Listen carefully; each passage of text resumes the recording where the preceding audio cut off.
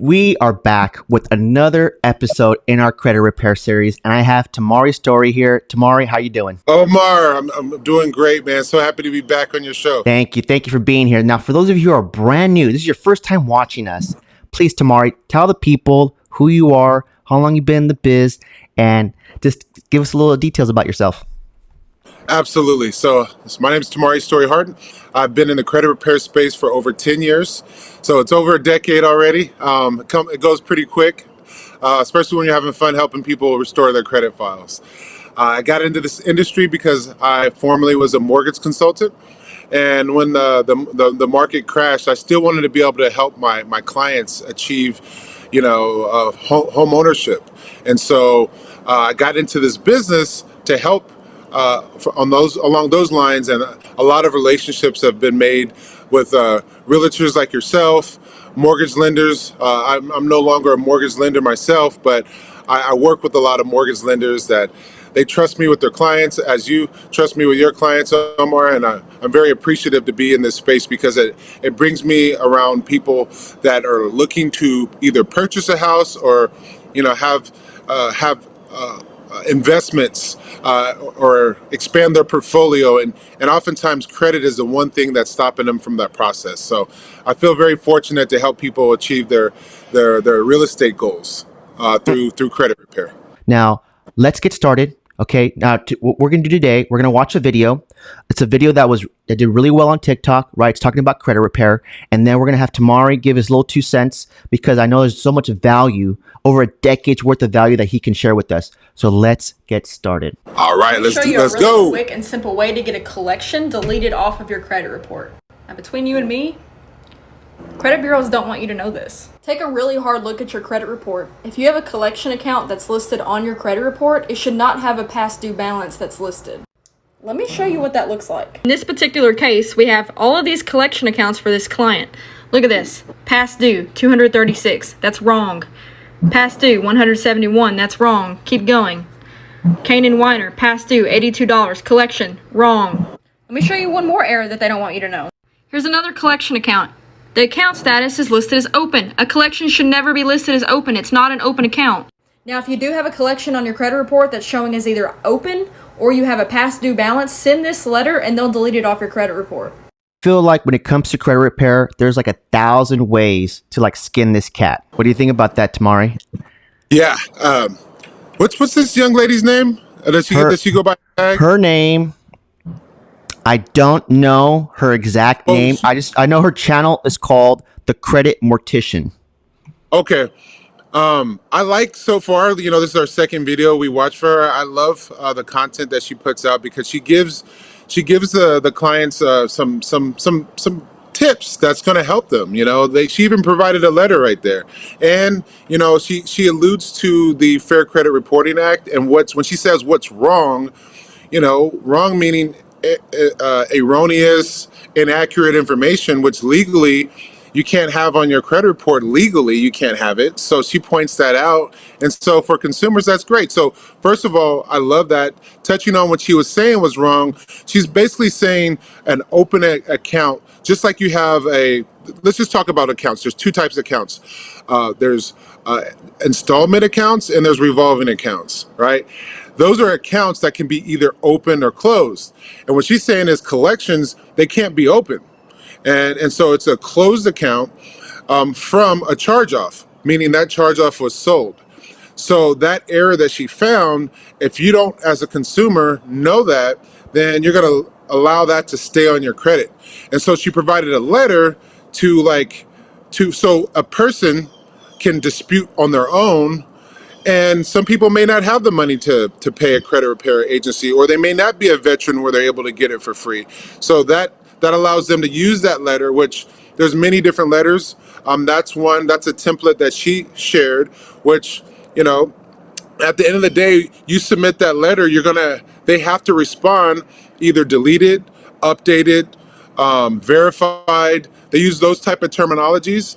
And so, I love the fact that she was able to give some good content, and she didn't explain exactly why, but I think a lot of that, you want to contact her, or, and that's part of the marketing of TikTok, which, she's got a ton of views, which, a lot of people are loving that content. So I like what she was saying. Absolutely. There's all kinds of ways to even dispute, so when you can call. A lot of people don't know you can call the credit bureaus, and you can dispute over the phone. You can dispute via fax. You can dispute, like in the situation that we just saw, via a letter. And when you dispute, you want to always use picture ID, a copy of your photo ID, a copy of your social security card, and a copy of a utility bill, or some type of, if it's not a utility bill, it could be a cell phone bill, but it's proof of residence and proof of identity. So yeah, you're right. There's different ways of skinning a cat, but that information, when you package your disputes, you want to package it in a way where you're letting the bureaus know that I know the law, I know my rights, and so I'm going to dispute this because you are breaking the law.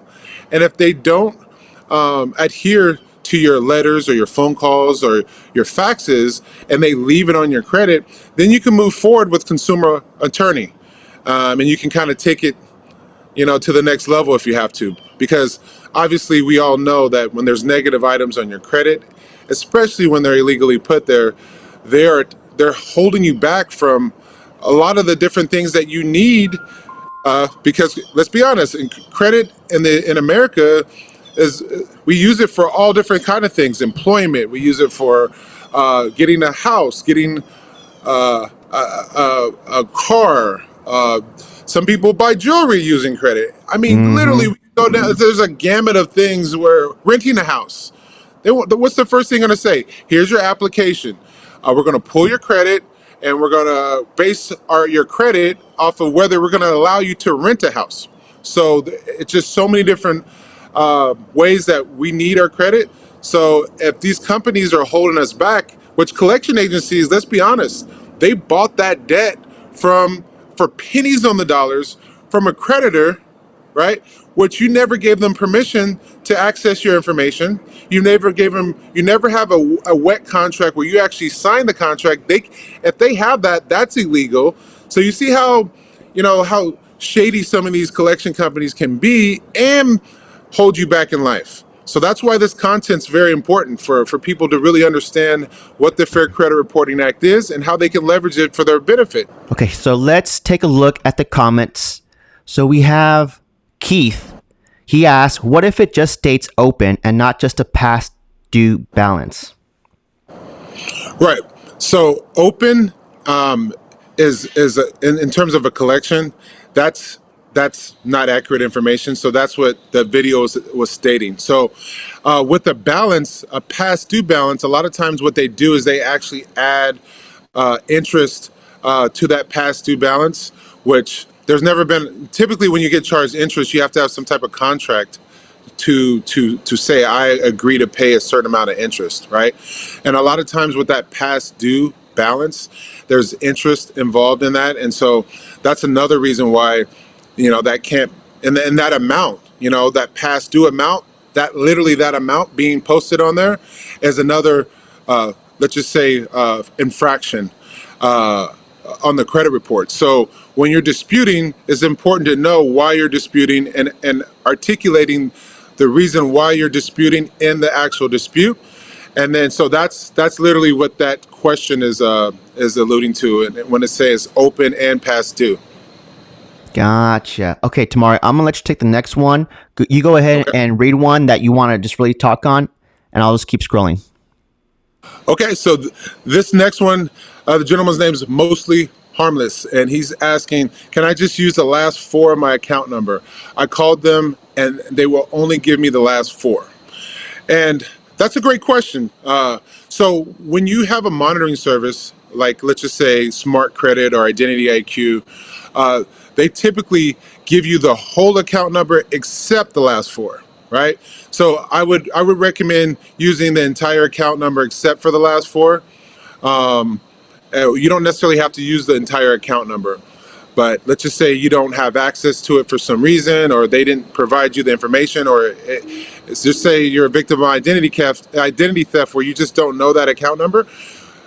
With the monitoring service, they will give you the majority of it, except for the last four. Also, Experian.com, Equifax.com, and TransUnion.com, you can actually access your report, and then you can find out the details of the account number on that. But you definitely want to know the account number when you're disputing, just to make sure that you're talking about a specific account versus just generally stating it. Maybe you got it off of Credit Karma, and you're just, because normally they don't give you account numbers on Credit Karma.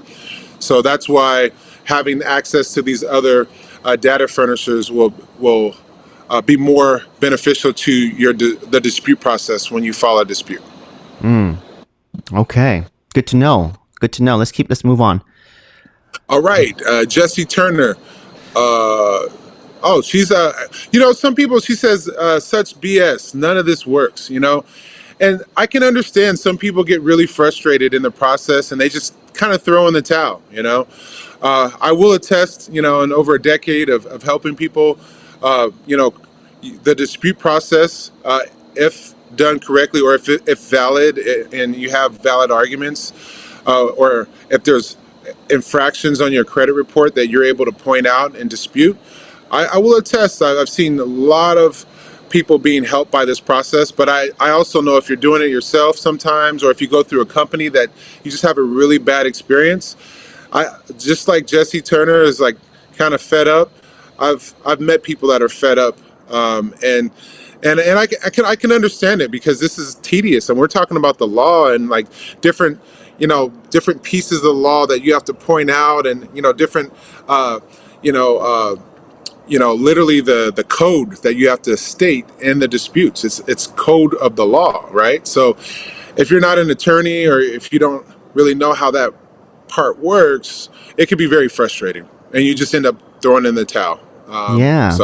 I mean, this is not a topic that many people want to learn. So why take the time to learn it when you can hire someone professionally that does it and then just pass it off?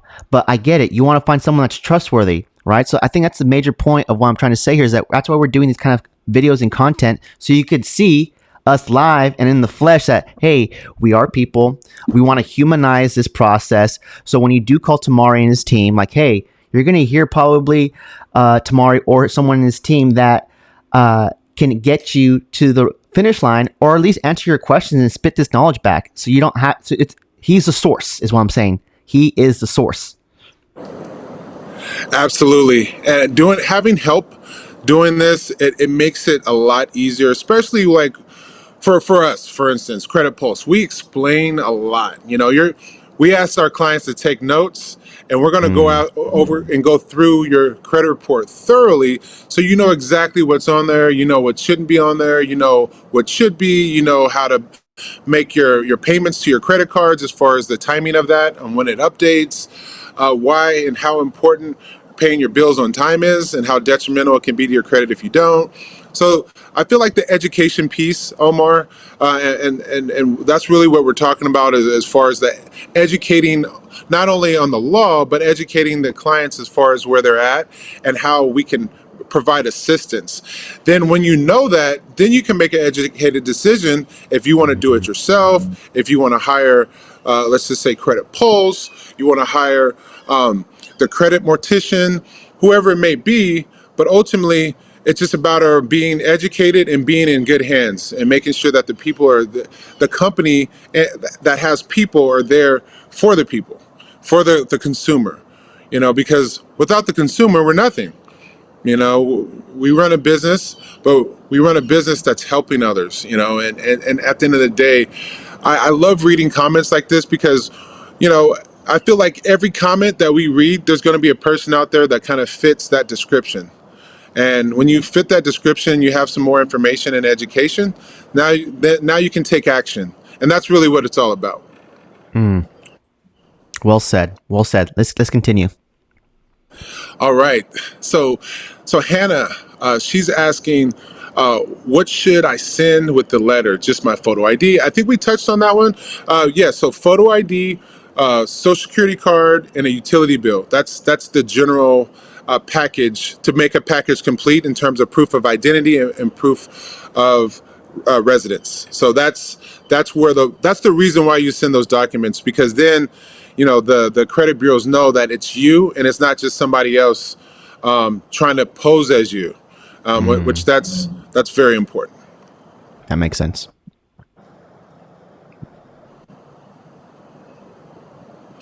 Okay, so Megan's asking, what if you paid it in the derogatory and the derogatory remark still says it's there, even if the collection said it was paid? I just messaged you. That's a great question. So there's comment sections in the credit report, and oftentimes when you're going through a mortgage lenders, depending on their DU approval, the way it works, they don't want to see that an account has been disputed. So I know she said what if you paid it, but it could show that it's been disputed or anything in the comments. You can actually remove items in the comment section of your credit report as well. So if the comments are hindering you or you don't like what you see, since it's your credit report, those are items that you can actually remove in the comment section. And then whether it's paid in the derogatory mark in the comments, if it shows paid, it could show paid with Experian and delete it with Equifax and TransUnion, or vice versa. So really, when it comes down to it, what we're really talking about is the comment section, and can you actually remove derogatory comments, not remarks? Because if it's paid, it can show paid but still be there, and that's kind of like what we talked about before. There's a pay for deletion, but if you don't negotiate that, then they just update it as paid, and it's still all the negative items, or all that negative item is still showing, except for it to show a zero balance, which is paid, but they leave it on your credit report, which is hindering you exactly the same way in terms of that being a derogatory item on your credit report. Oh, man, that is a golden nugget right there. I challenge you to find that online, because that's I feel like that's some inside knowledge right there that it's not public. That's crazy. Yeah, no, it's just like I said, it's education and information, man. That's what I love your show, man. Okay, so we're at 23 minutes here. We'll do a few more comments and then we'll wrap things up. Okay, this is a good one. So Adam, he's asking, how do you get something deleted off your check system report? So check system is the reporting agency that if you ever have a bank account that goes bad or you can't get a checking account, so that's hence the check system part. So you can't get a checking account through like a banking institution, like a Wells Fargo, a Chase, Bank of America, or any type of lending institution that uses check systems to decide whether they. Oh, that's. I think it's frozen. I can hear you fine, but the video did freeze. Okay. So any type of check system where. At the end of the day, should I keep going or should I just? So this is an interesting one. So Adam is asking a question about check systems and how do I get something deleted off of your check systems report? So just so everybody knows, check systems, it's how banking institutions like Wells Fargo, Chase, Wells Fargo, Bank of America, all these companies, banking institutions, they pull a report called check systems. When they pull that report, if you're on that report, that shows that you had a checking account that closed because of an unpaid balance. Well, until you can get another bank account from a banking institution that pulls from check systems, you have to clear that up. And so the same dispute process or the same type of dispute process that you would do with credit repair when it comes to disputing disputing Equifax, TransUnion, Experian, you would have to go through the reporting agency called check systems. And so that same kind of detailed expertise you would need to be able to dispute that account. And so oftentimes people come to us and say, hey, do you guys deal anything with check systems? And unfortunately, we don't. We try to stay in our lane, credit repair as it pertains to the big three. But there's definitely some research that you can put in on that. Ultimately, it's a very similar process, but we just don't take those just because we're not really versed at that, and we try to just stay in our lane. And we're not, we're not in business helping people with check systems. We're in the credit repair business, because check systems doesn't have anything to do with the credit repair side of things. Gotcha. Okay. We got time for a few more. Are you taking new clients from A Divine? I can see why. Credit Mortician's amazing. Okay. How about any of these, Thomari? Oh yeah, let's go with, I see I have disputed 5 collection accounts with all showing past due balances, and every month they come back with the same BS, and it's never changed. What can I do? So, one of the things you can do is contact Credit Pulse. One of the things you can do is look at how you're disputing them, and seeing if that's consistent with the law. Because if you're consistently disputing accounts, and you're not disputing them correctly, and they stay on your credit, it could be the method in terms of what you're writing in the disputes, what part of the law that you're putting in the actual disputes itself. And so that's where, maybe a little bit more due diligence, a little bit more education may pay some dividends, or going through a credit repair company may pay dividends. But at the end of the day, when you do something over and over and you're not getting the results that you're wanting, I would just change up your method, and just try something new, try something different that may be more consistent with, getting results. Which, and I named a couple things, but just know that it's possible. So don't give up. Stay on course with going after these collections, because again, collections are they're literally bought for pennies on the dollars from the creditors that you don't even have a contract with these collection agencies. So just know that you do have a chance, but you might just have to change up your approach. Or hire the professionals. Yes, hire us. We would love to help and bring some value and get those and help you with your goals, with your credit goals. All right, Thomari, let's do one more, and then we're gonna wrap things up. All right. Let's go with.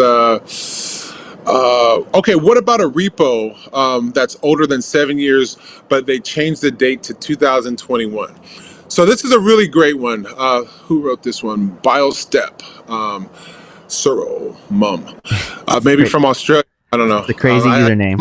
I see Mum from Australia a lot, so maybe they're Australian. But ultimately, I like the question because repos we find on credit reports all the time, and when they're talking about 7 years, there's a lot of states that when it comes to the Fair Credit Reporting Act and how long a negative item can stay on a credit report, and you always want to check your state.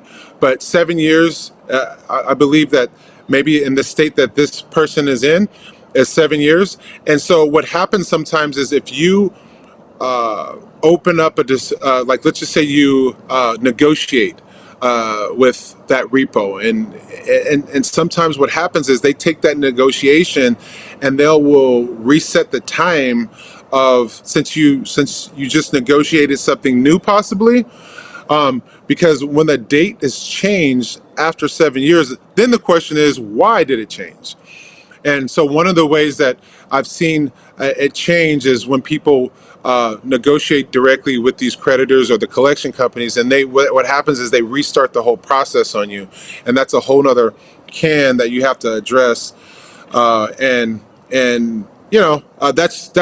often what happens. And so I'm always looking at ways on how to format this show so we can bring a lot of value, and that way we can try to come across what we're trying to say, right? Especially in the credit repair space. So right now I'm really digging, finding videos on TikTok that really performed well and that spoke to a lot of people. And then having someone like Thomari, who's a subject matter expert in this space, go through some of the comments, especially with some of the people that, because when you get a big following, you can't respond to everybody, right? But that's where we come in, and I think that's where we can get these really good, golden nuggets of information that you, the viewer, could hopefully either relate to, and if you like what you see, you can see firsthand Thomari and his team, they can get you there. They can get you there. And I think the biggest thing when it comes to this is trust.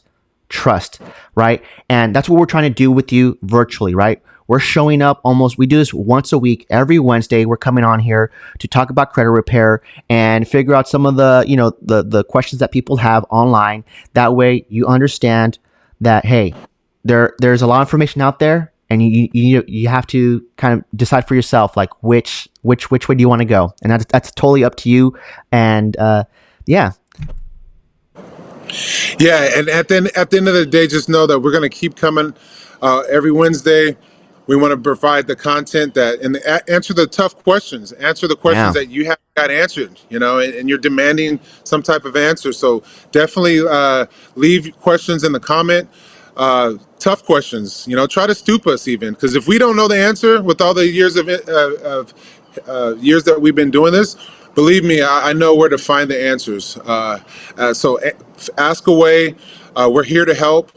And at the end of the day, you taking action and helping yourself is really why we even do this. So again, Omar, I want to thank you so much for allowing me to be on your platform, and anything that I can do, I keep coming out and showing up and showing out for you.